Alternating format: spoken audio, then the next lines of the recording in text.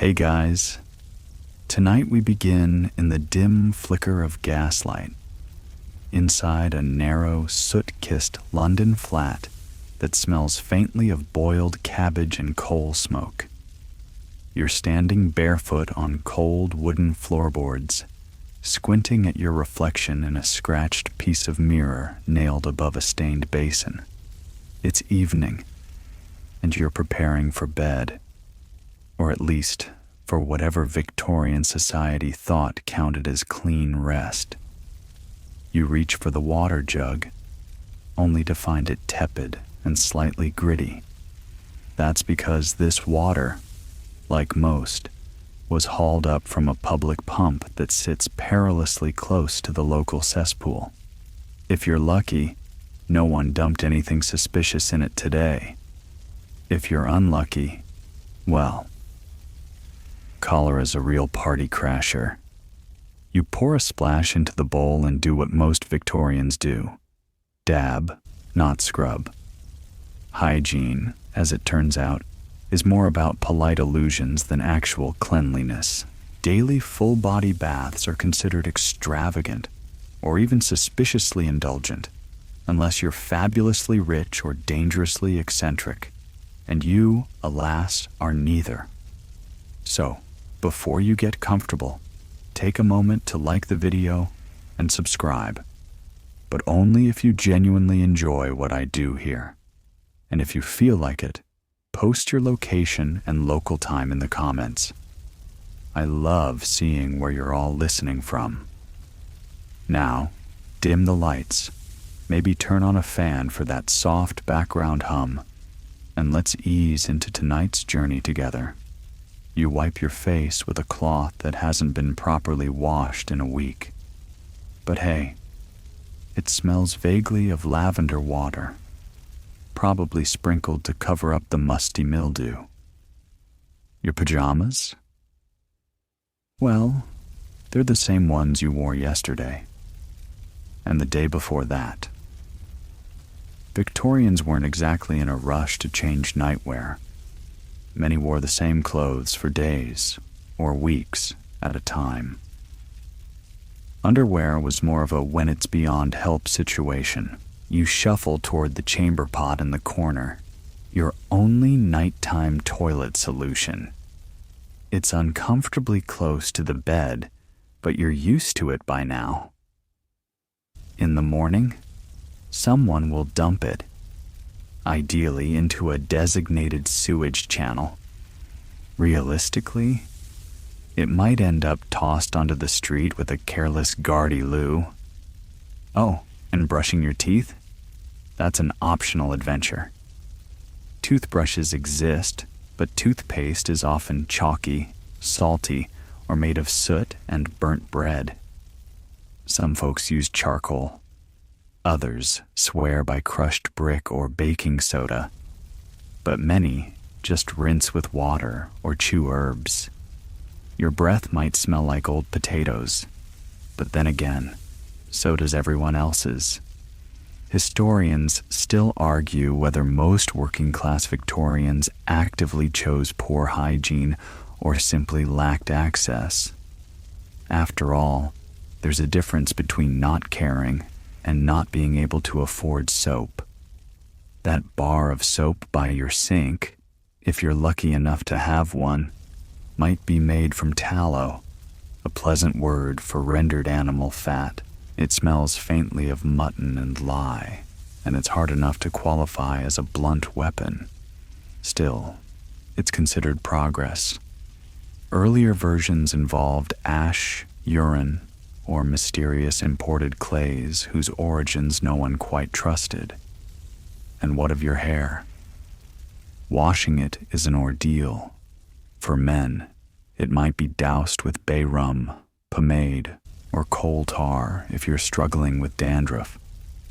Women sometimes relied on dry shampoo mixtures involving starch or crushed violets, and if your curls look limp, you just powder them, or tie them up and pretend it's a style. There's also the matter of the night air. Victorians have a complicated relationship with it. Many believe that fresh air at night is dangerous.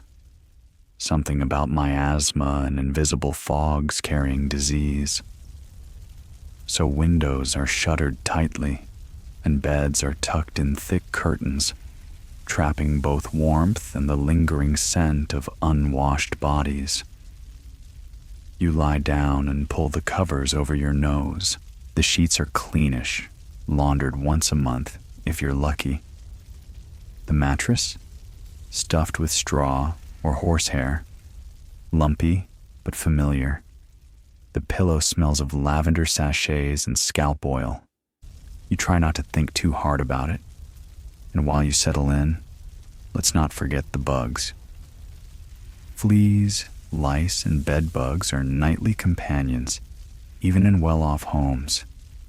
There's a reason people keep vinegar nearby, not to clean with, but to dab on bites. Still, the rich aren't necessarily better off.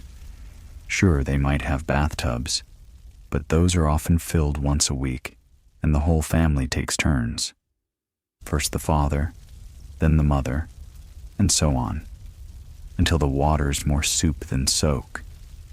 And speaking of baths, it's not uncommon for people to use the same water for multiple purposes. Bathing, laundry, and, brace yourself, sometimes even cooking. Efficiency, after all, is a virtue. There's something poetic about all this grime. It clings to the Victorian era like fog to gaslight, a time of propriety and progress, yes, but also of contradiction, where polished boots walked streets lined with manure, and gentlemen tipped hats with hands that hadn't touched water in days. You roll over and exhale into the pillow. Maybe tomorrow you'll wash your feet. Or maybe not. The floor's just going to get them dirty again. Morning comes with a cough, your own, and a faint haze of coal smoke drifting through the cracked window pane. You can hear the clatter of hooves echoing down the cobbled street below, mixed with the distant rattle of tin pails and a vendor hawking something that might be fish or soap or both. You swing your legs off the bed and press your feet to the icy floor, already regretting it. Today is a bath day, not because it's scheduled. Victorians weren't fans of calendars dictating cleanliness, but because you simply can't ignore the smell anymore. You haven't had a proper full-body wash in weeks. The air around you has acquired that vague sourness of damp wool and exhausted humanity. Now, bathing. It's not as simple as turning on a tap. If you're part of the working class, there's no indoor plumbing. So first, you must boil water, probably on a coal stove or over a fireplace, and then carry it, bucket by bucket, to a tin tub that's been dragged to the center of the room. By the time you've filled it halfway, your arms ache and the water's already cooled. This bath is not a spa experience. It's more like washing yourself with slightly flavored lukewarm soup. You sit quickly to avoid the shock, then begin dabbing with a sponge or cloth, trying not to splash too much. You're only using a few inches of water, because hauling more would mean another 10-minute boil and a second-degree burn or two. Soap comes out, if you can afford it. Most use carbolic soap, a pungent reddish bar that smells like hospitals and death. Some people claim it wards off disease, others suspect it might be the disease. And remember, baths are not daily rituals. Many Victorians believed too much bathing could strip the body of its natural defenses. Some even feared it opened your pores wide enough to let diseases in. Bathing too often was seen as eccentric, possibly dangerous, and definitely suspect. Queen Victoria herself was famously cautious about her own bathing routines. The idea of squeaky clean skin was more medical controversy than aspiration. Historians still argue whether avoidance of bathing was rooted more in fear, practicality, or sheer inconvenience. Probably a fair dose of all three. What's clear is that water, unless you were rich or rural, wasn't just casually flowing through pipes and taps. You hauled it, shared it, and reused it. If you're wealthier, your experience improves slightly. You might have a private bath in a tiled room with a handsome porcelain tub and a maid to pour the water. But even then, you probably bathe once a week, maybe twice if you're scandalously modern. And even the aristocracy fretted over water's influence on the delicate female constitution. A good soaking might weaken your nerves or stir unladylike thoughts. Public bathhouses were an option too, if you had a coin or two to spare and weren't picky about privacy. They offered hot water, steam, and company. Sometimes too much company. The clientele was a grab bag of factory workers, tradesmen, and people who simply wanted a reason to be warm for 30 minutes. The air was thick with steam, sweat, and the faint tang of mildew. Towels were shared. So were stories, and sometimes infections. You rinse as best you can, which mostly means redistributing the grime. And then comes the drying ritual. There's no fluffy towel, just a coarse linen rag that's slightly damp from its last use. You pat down and hope you didn't miss a patch that will fester by nightfall. Next, the water must be dealt with. You can't just leave a tub of murky gray sludge in the middle of your living space.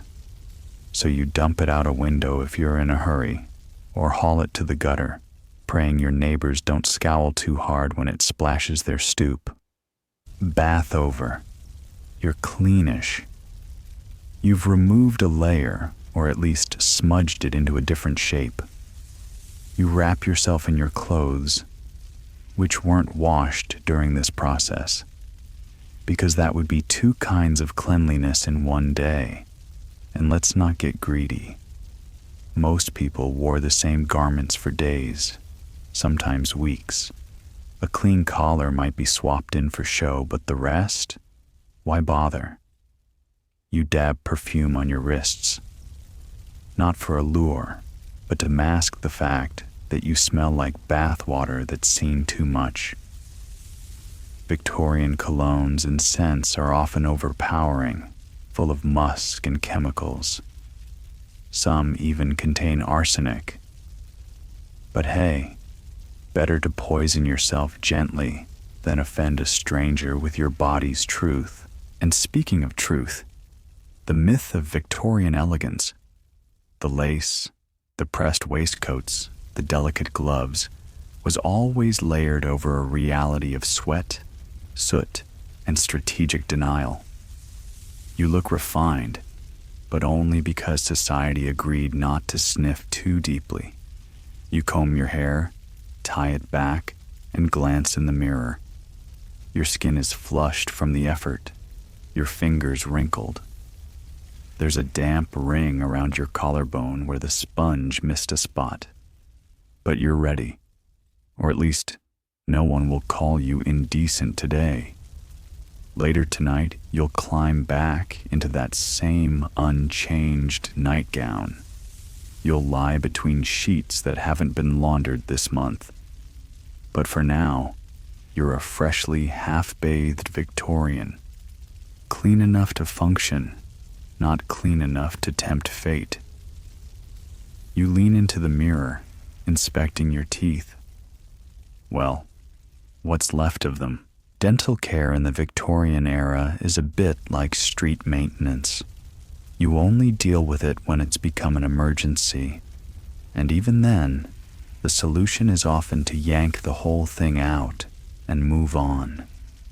Your gums are pink but irritated. Your breath's a blend of last night's mutton stew and carbolic soap, and that molar in the back. It started to wobble like a loose cobblestone.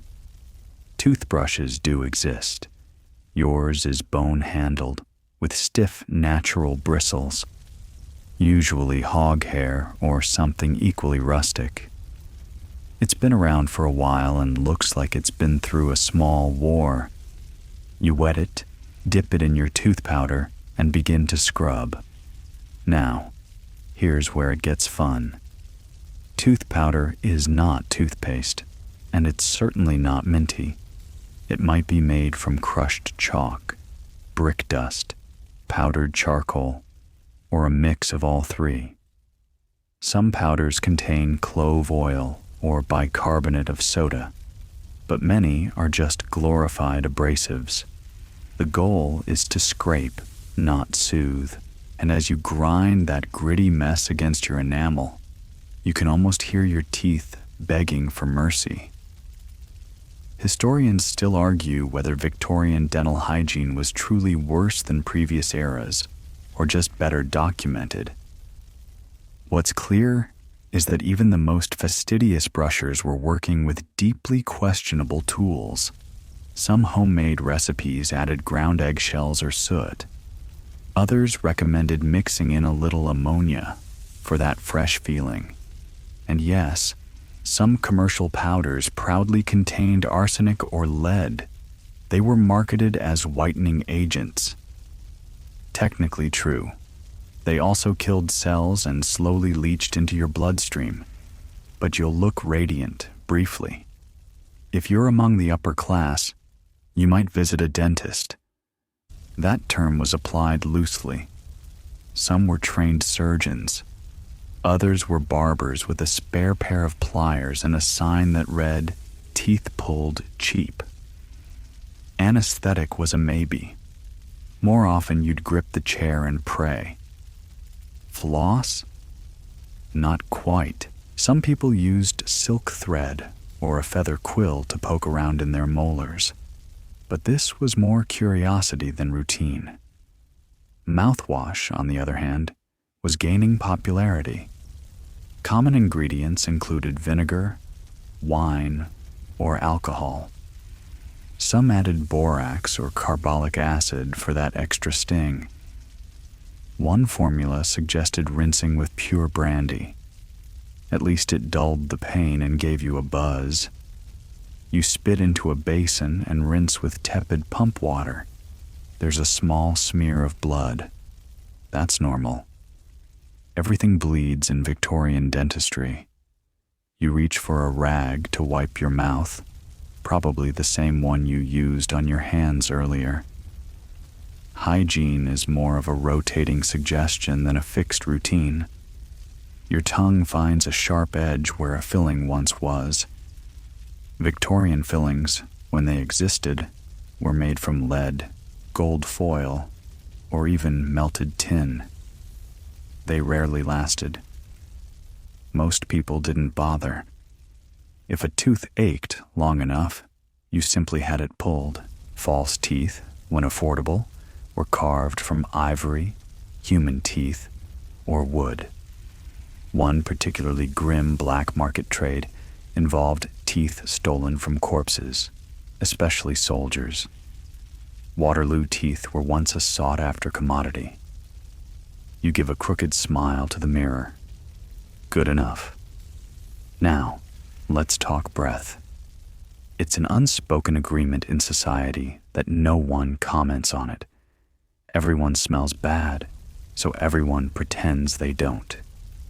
Still, those who care chew cloves, fennel seeds, or even chunks of charcoal.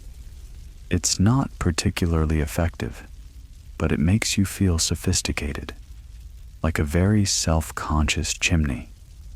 Your tongue feels like sandpaper. You sip weak tea, hoping to swish away some of the grit. It doesn't work. Still, compared to the broader population, you're doing well. Many Victorians never owned a toothbrush. A quick finger rub with soot or salt was the best they managed. Tooth decay was common, but since everyone suffered, the aesthetic standard adjusted. A missing tooth wasn't shocking. It was Tuesday.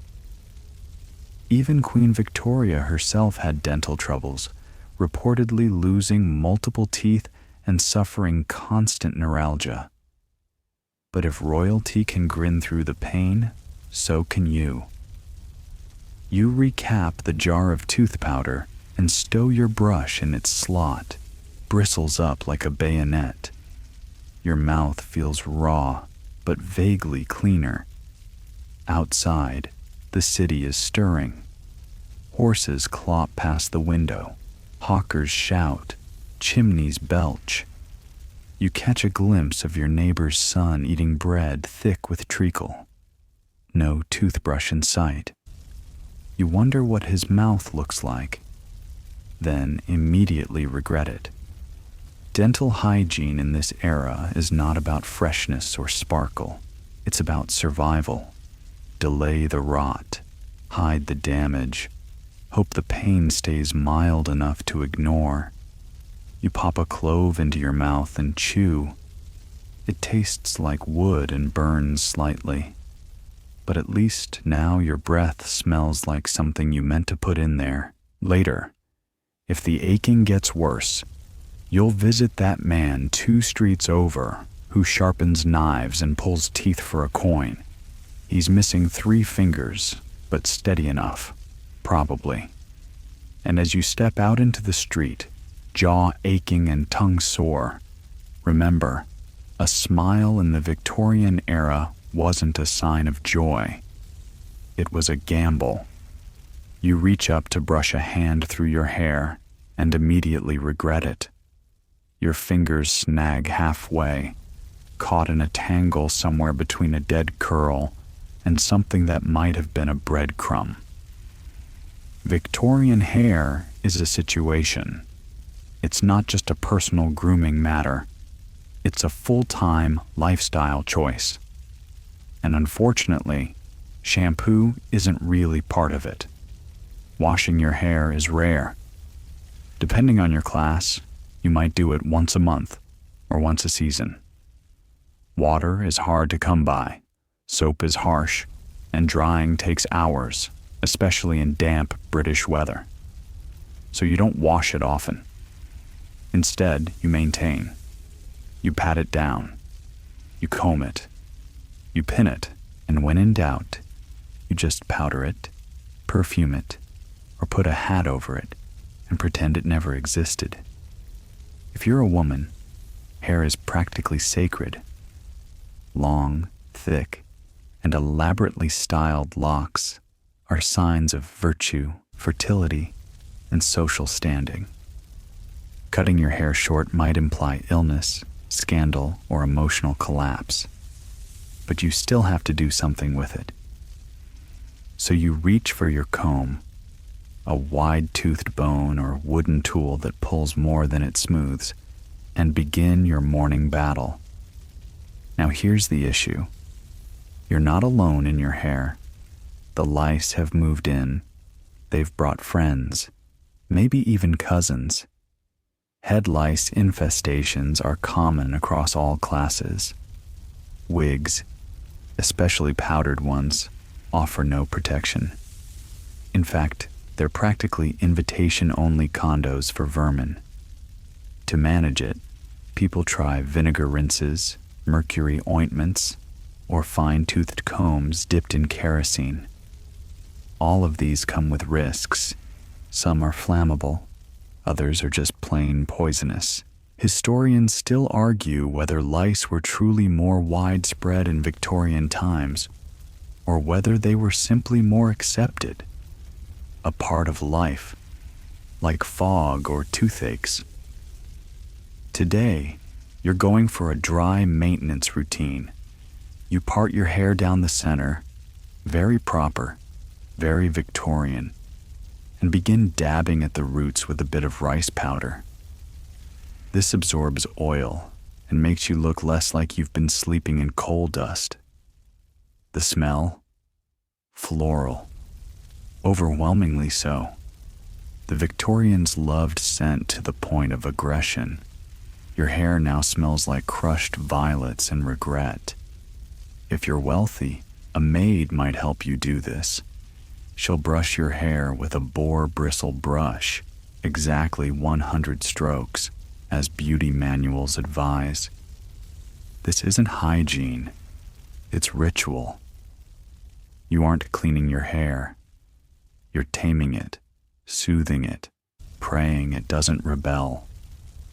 You pin it up with care, twist, coil, secure with hairpins made of brass, bone, or tortoiseshell. The entire structure feels precarious, like a pastry made of keratin and social pressure. If you're male, things are easier but not much cleaner. You likely use pomade or hair oil, thick, greasy stuff that gives your hair shine while gluing it into place. It's fashionable. It also traps dust and coal soot like a lint roller. By the end of the day, your scalp feels like it's been dipped in a city chimney. There's also a booming market for hair tonics. Bottles labeled with grand claims: revives follicles, cures baldness, prevents brain weakness. Most are made from castor oil, alcohol, and crushed herbs. Some contain cocaine, a few are flammable, and none of them work. You sniff your hands after applying your daily tonic. They smell faintly of cedar and turpentine. Maybe your hair will grow thicker, or maybe your eyebrows will fall out. Either way, progress. Victorian women also have the added delight of hair pieces. If your own locks are thinning, you can supplement them with additions, curls, buns, or entire braids made from real human hair. The best ones are imported from France. The cheapest, cut from corpses or stolen from maids while they sleep. There's a thriving black market of hair harvesters, and you try not to think about where that lovely golden braid came from. Still, hair is everything. A bad hair day isn't just inconvenient, it's socially dangerous. Your entire moral character could be questioned if your part is crooked or your fringe looks suspiciously short. Even hair color comes under scrutiny. Blondes are admired, brunettes are considered serious, and redheads, well, redheads face a full court of Victorian superstition. You once heard someone whisper that red hair is a sign of moral instability, or witchcraft, or both. You finish pinning the final piece into place and take a deep breath. Your scalp itches slightly from the powder, but you look respectable, or at least you appear clean, which is all that matters. Later tonight, you'll undo this whole construction. You'll sit in front of a cracked mirror, pulling out pins and loosening braids, sighing as your hair tumbles down. It will be heavy, tired, and smell faintly of coal smoke. You'll comb through it, carefully checking for movement. And if you find any, out comes the vinegar again. And the cycle continues. Laundry day. You've been dreading it since last week, and for good reason. In Victorian life, laundry is not a minor inconvenience. It's an all-day, back-breaking, knuckle-cracking ordeal. There is no spin cycle, no fragrant dryer sheet, no gentle, delicate setting. There is only you, your wash tub, and the growing realization that your shirt collar may never be truly white again. You begin by sorting through your clothes, which is mostly an exercise in sniffing and resignation. Victorians, As a rule, don't wash garments after every wear. Outerwear is worn repeatedly, and undergarments, chemises, drawers, petticoats, are swapped out weekly, if that. Some men simply turn their shirts inside out after a few days and call it innovation. You gather the linens and carry them to the scullery or backyard where the wash station waits. A large tin tub, a flat wooden board, and a bar of harsh, gritty soap that doubles as a weapon in a pinch. If you're middle class, you might have a copper boiler. If you're poorer, it's a kettle and crossed fingers. The water must be heated. That means kindling a fire, filling kettles, and hauling bucket after bucket of scalding liquid. By the time the water's ready, you're sweating before a single sock has seen soap. You begin with the whites, always the whites. They go into the tub first, sloshing around in lye soap, a caustic blend of animal fat and wood ash that strips both stains and skin. You scrub each item against a corrugated washboard, pressing and twisting until your wrists ache. Your fingers go numb, your knuckles split. But slowly, your shift begins to look slightly less like a biohazard. Laundry wasn't just hard, it was dangerous. Historians still argue whether Victorian housewives suffered more from boiling water burns or chemical exposure. Some bleach mixtures contained lime or chlorine, and poor ventilation meant you'd be breathing it in all day. Your lungs wheeze, but your cuffs are white, so worth it? For color garments, you're more cautious. Dyes are unstable, and hot water can strip them bare. You gently swirl your favorite blue skirt and hope it doesn't fade into sad gray by nightfall. If you're especially unlucky, 2 garments touch and bleed together, leaving you with a tie-dye pattern no one asked for. Once clean, or clean enough, the laundry must be rinsed. That means more buckets. Your hands, now raw and tingling, lift the sodden fabrics and dunk them into slightly less filthy water. You wring, twist, and hang the clothes out on a line stretched between windows or trees. No dryers exist. If the sun cooperates, things will be dry by sundown. If it rains, well, better luck next week. And what about ironing? Oh, you sweet summer child. An iron isn't a small plug-in convenience. It's a heavy slab of metal that must be heated over a fire and applied manually, often while still sizzling. You test its temperature by spitting on it. If the spit dances, it's ready. If it catches fire, it's too late. You press your collars with the focus of a surgeon, lifting and shifting to avoid scorching. One slip and you've branded your best blouse. Again. Wealthier Victorians had laundresses or servants to suffer this indignity on their behalf. Entire laundries operated in cities, servicing households too genteel to touch their own drawers. These laundresses worked brutal hours, often handling hundreds of garments a day in clouds of steam and soap fumes. One wrong move, an iron left too long, a color run, a forgotten item, and they'd be dismissed on the spot. You, however, do your own. You finish the last shirt and survey the battlefield, a floor soaked with gray puddles, your apron dotted with soap flecks, and your hands permanently pruned. And there's still the matter of undergarments, stiff flannel horrors that never truly lose their scent. Underthings were utilitarian at best. Women wore drawers tied at the waist, split for convenience, which meant no elastic and plenty of drafts.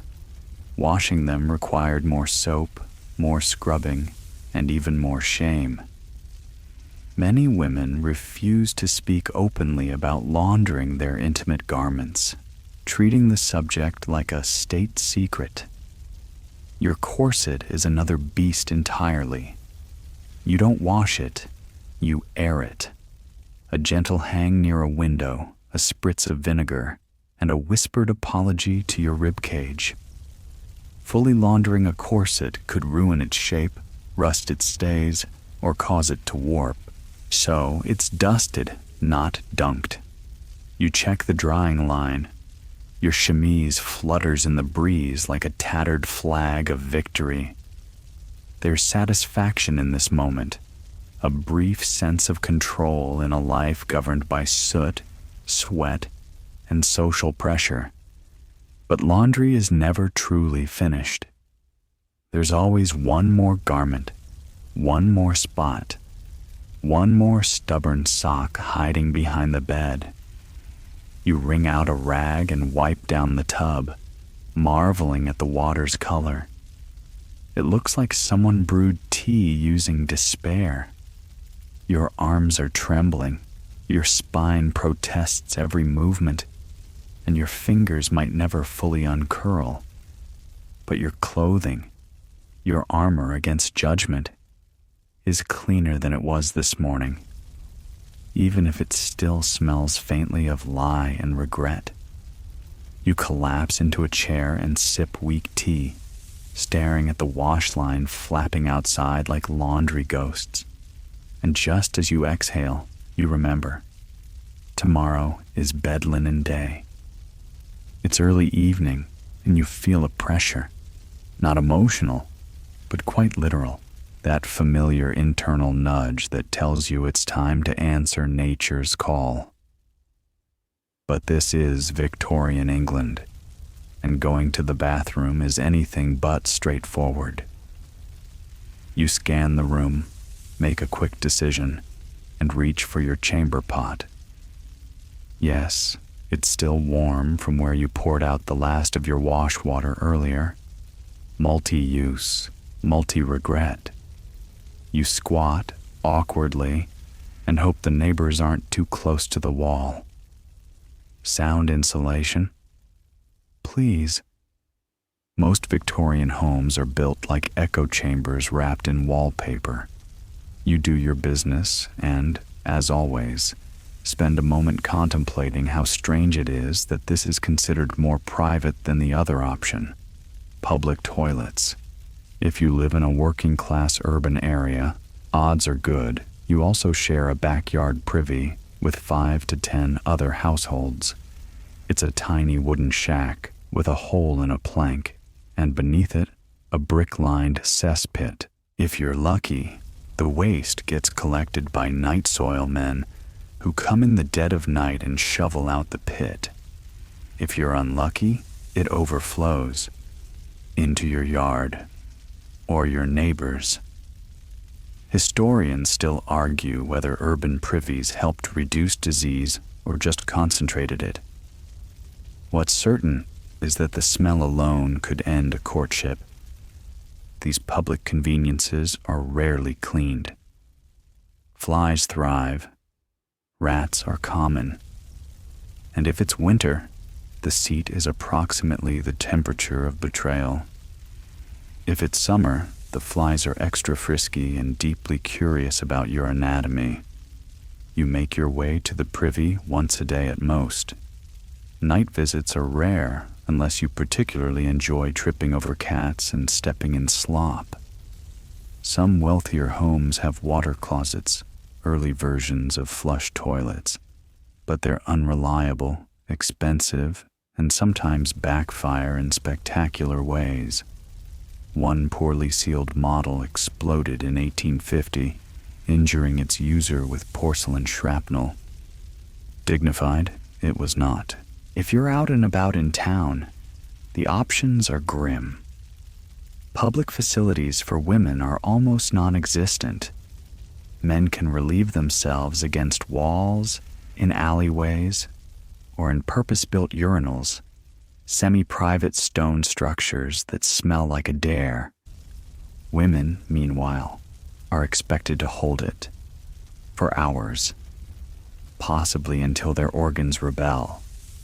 You've heard stories about women fainting in public due to bladder retention, not from Victorian modesty, just from a complete lack of options.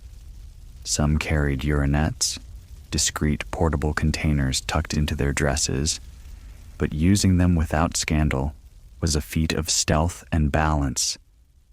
And speaking of balance, hygiene during and after bathroom use is variable. Toilet paper hasn't really taken off yet. People use whatever's available: newspaper, hay, rags, even corn husks if they're rural. Some just don't wipe at all. A communal sponge-on-a-stick method is rumored in bathhouses, but no one likes to talk about it. If you're rich, you might have soft wool squares that get washed and reused. If you're poor, you learn to walk funny and hope for rain. You clean the chamber pot, eventually. Maybe you dump it into the gutter outside your home. That's common practice. London even had official slop time when people were allowed to toss waste into the streets, provided they shouted "Gardy Lou" first. This was, in theory, a warning to passers-by. In practice, it was a challenge. Streets themselves are part sewer, part stable, and part dumping ground. Human waste mingles freely with horse manure, rotting food, and industrial runoff.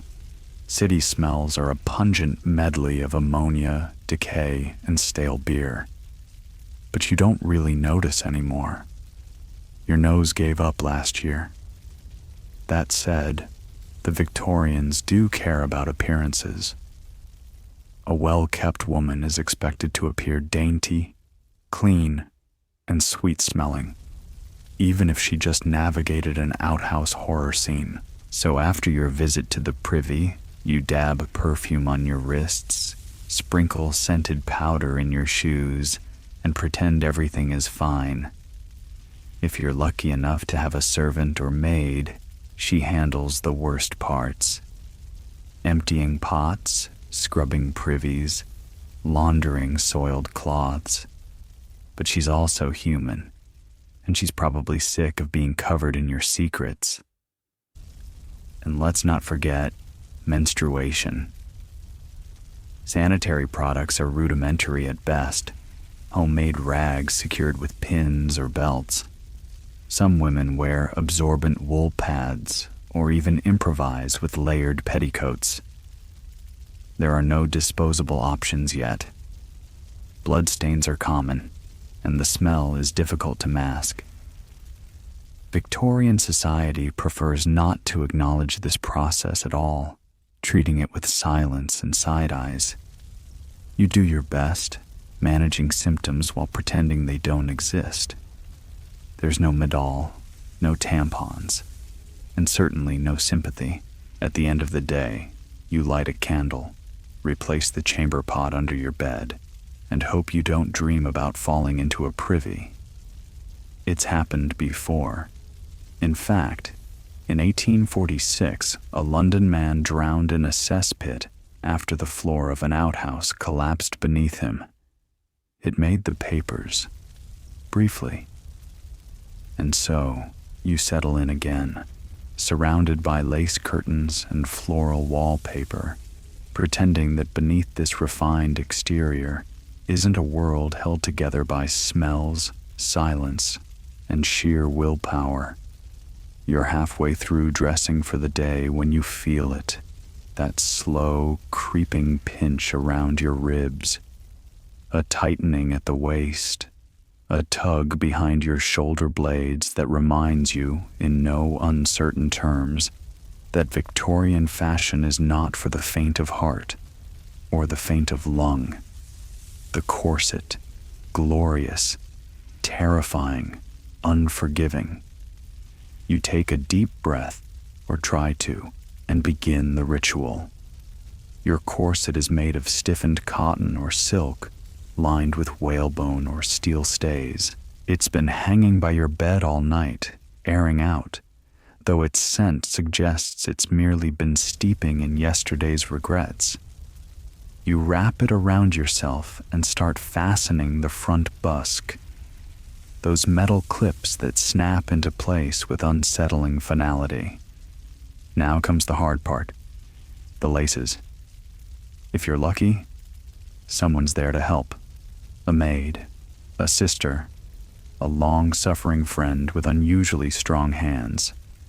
If not, you wriggle, twist, and stretch like a snake trying to tie itself in knots. With each tug, your waist shrinks, your spine straightens, and your organs politely shift to make room. Corsets are not universally hated. In fact, many women genuinely love them. They provide structure, elegance, and a socially approved silhouette. But they also bruise ribs, compress lungs, and cause fainting spells so common that fainting couches are practically furniture staples. Historians still argue whether corsets caused permanent internal damage, or whether modern horror stories have exaggerated the toll. What's undeniable is that it's hard to sprint for a trolley when you're laced tighter than a roast. With the corset finally in place, you layer over it. Petticoats, bloomers, overskirts, bodices, bustles, shawls. By the end, you're a multi-tiered cake of lace and starch.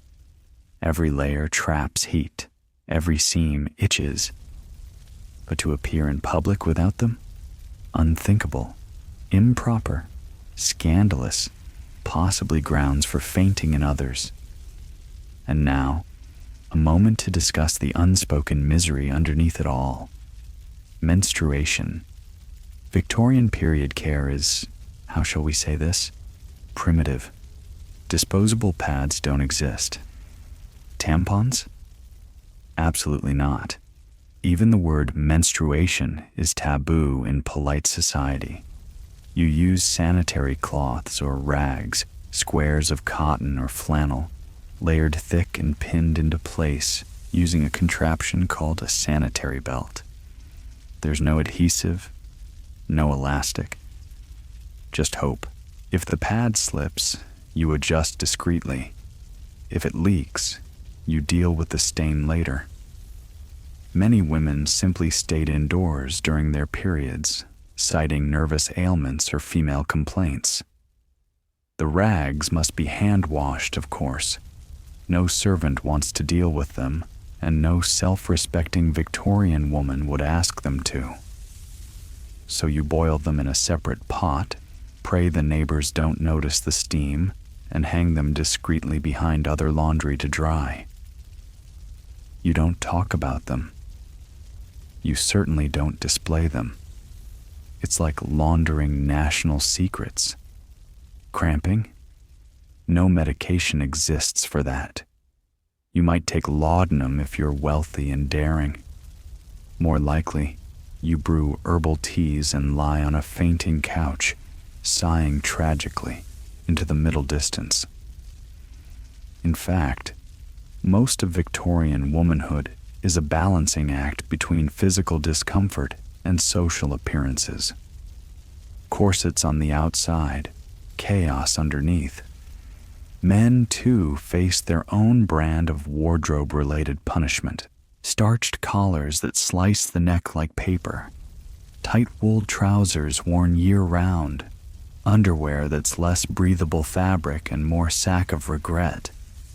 And speaking of underthings, no elastic there either.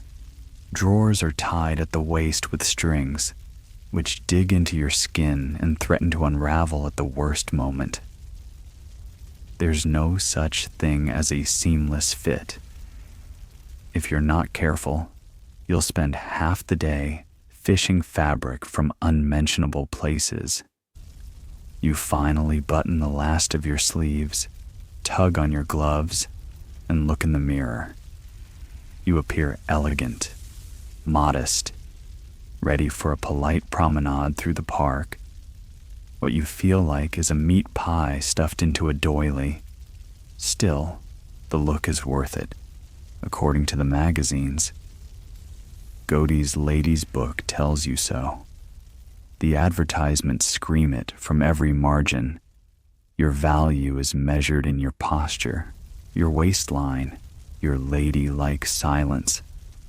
And if you should suffer a little to meet those standards, well, beauty is sacrifice.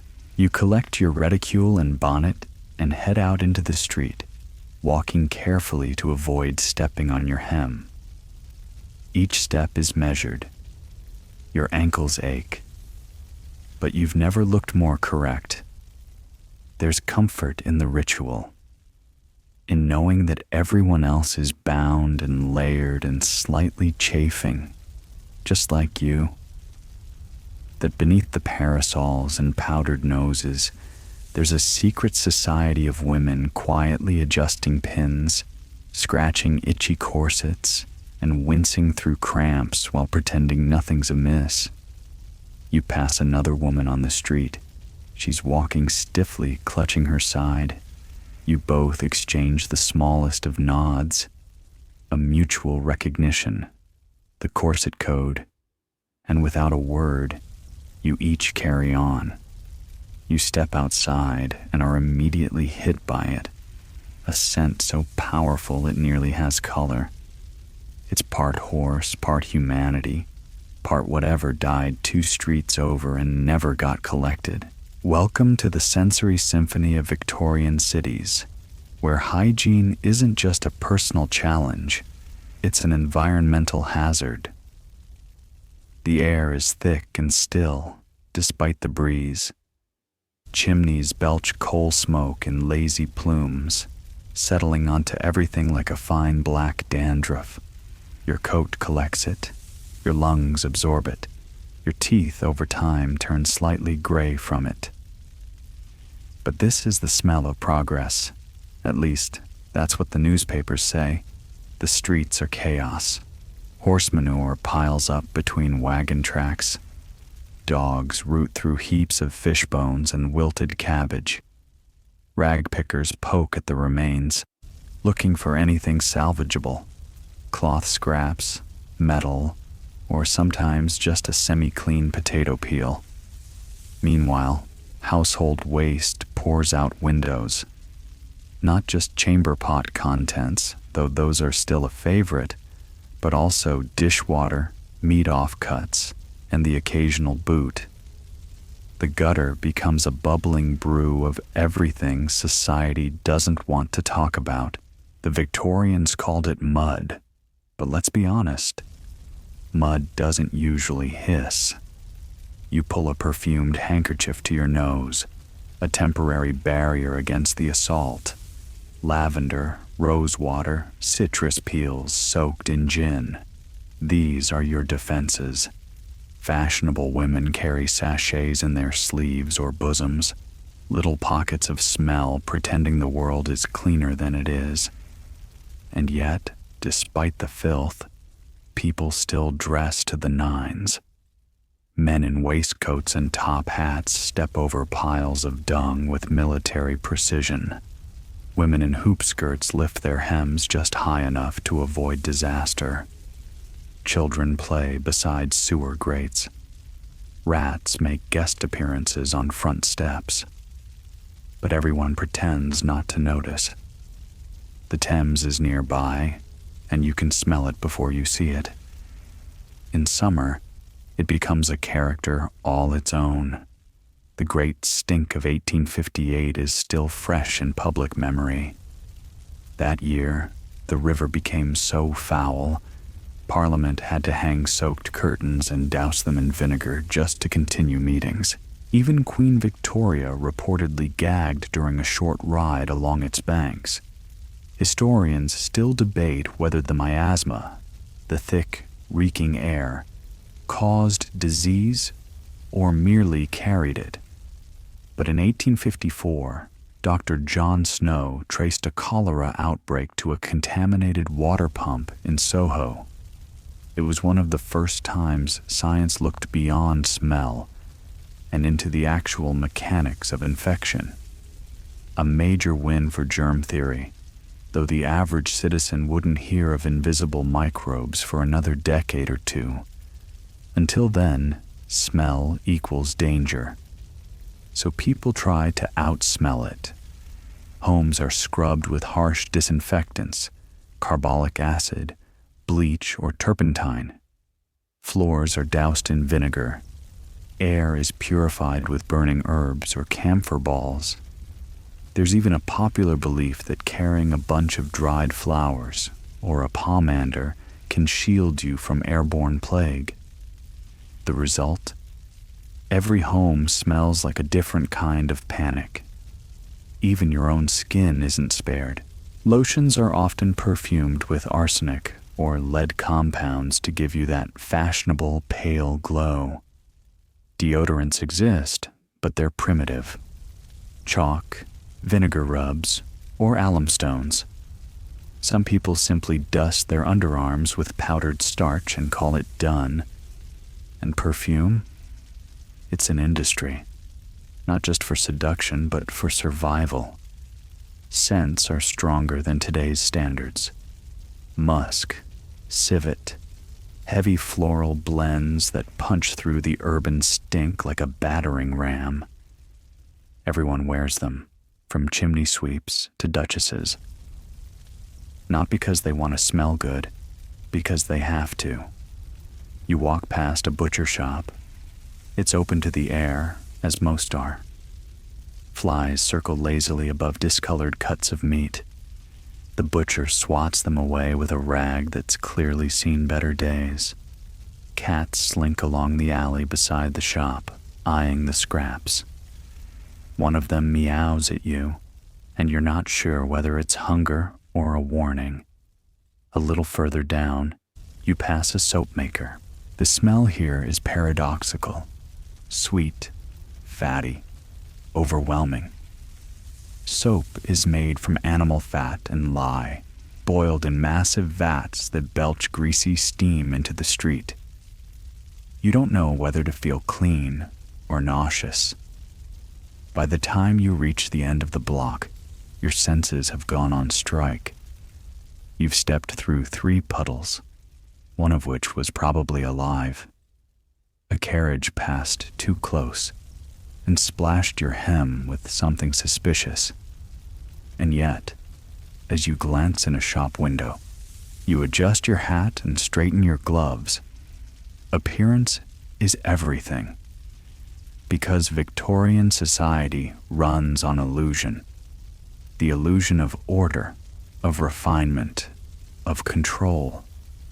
Even as the smell of rotting onions and wet wool seeps through every pore, you pretend you're walking through a garden. Everyone else does too. You pass another woman dabbing eau de cologne on her temple. She looks at you and smiles, tight-lipped. The smile of someone who just walked past a fishmonger's cart and survived. Back home, you unpin your hat and unlace your gloves.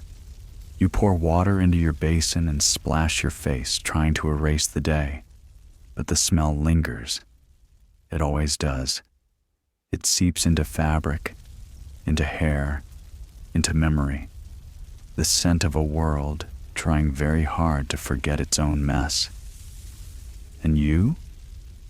You just keep powdering your nose and moving forward. You're back inside now, the shutters drawn tight against the world's many stenches, and the fire flickering low. The day is winding down, and with it comes the final task of Victorian hygiene, preparing for bed without accidentally poisoning yourself in the process. You sit once more at the vanity, now lit by a single gas lamp casting long shadows.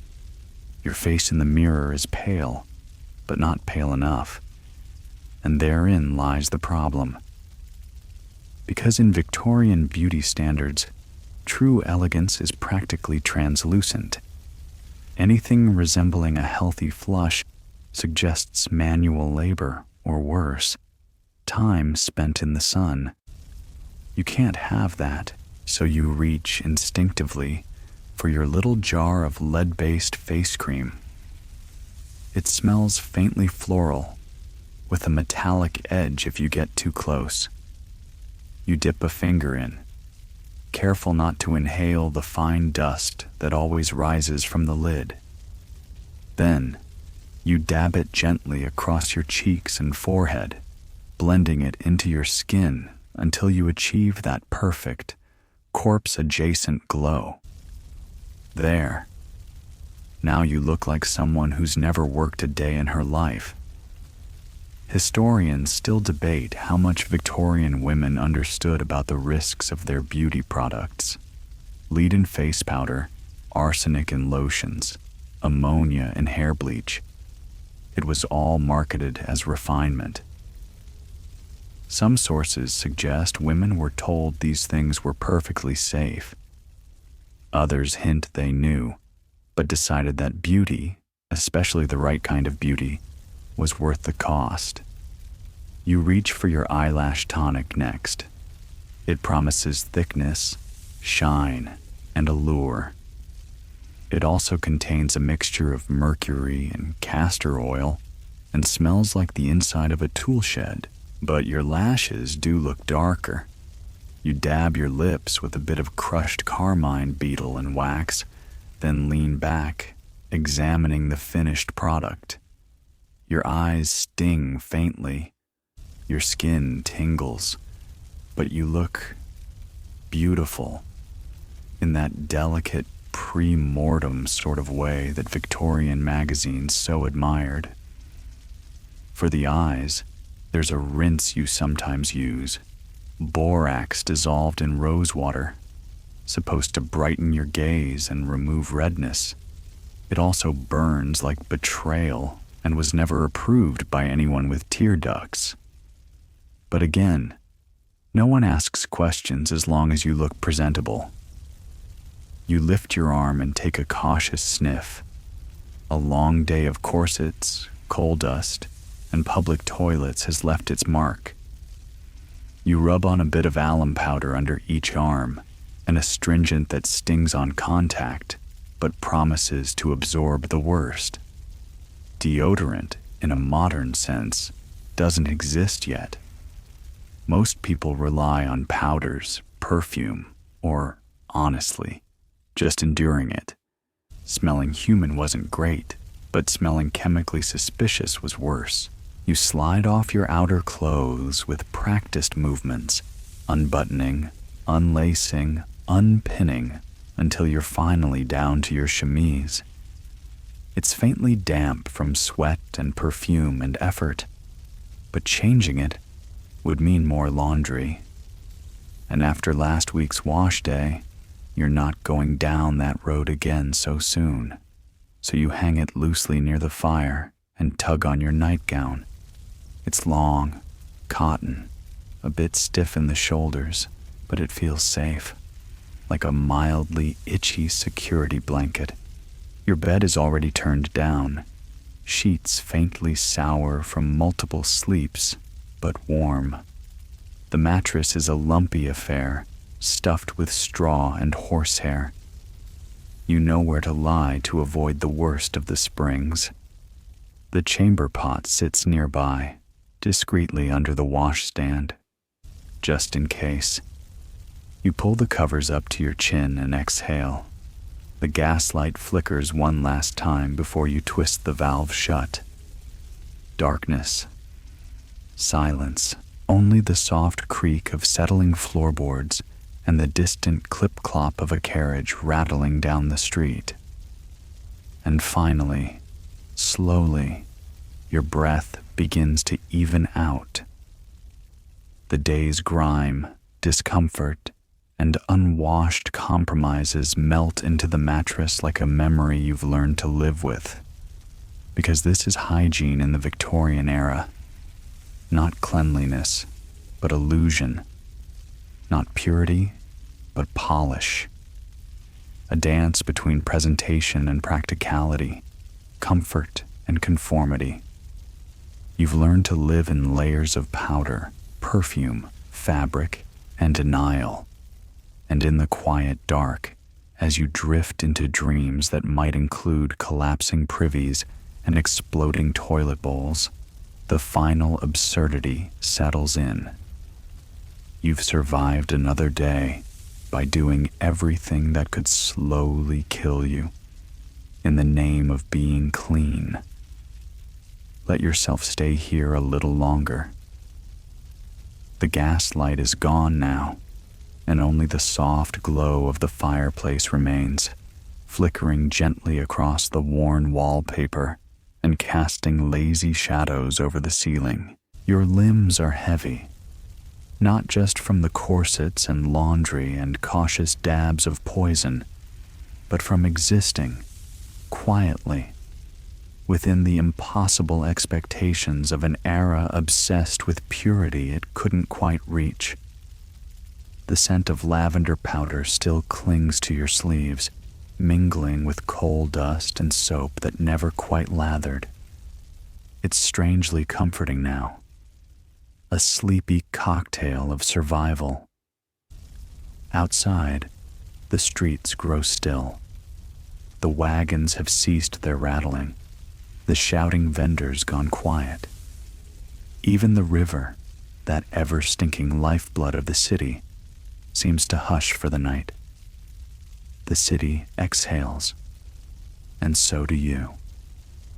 You nestle into the straw-stuffed pillow, its lumpy form suddenly the most familiar place on earth. Your nightgown rustles faintly as you shift, and the blankets, though scratchy, cradle you with a kind of honest weariness. Everything can wait until morning. The washing, the scraping, the dabbing, the dousing. Tomorrow you'll do it all again, not because it makes sense, but because it's expected. Because it's how people survive, quietly, with their heads held high and their teeth mostly intact. But for now, just breathe. You are still. You are safe. You are home.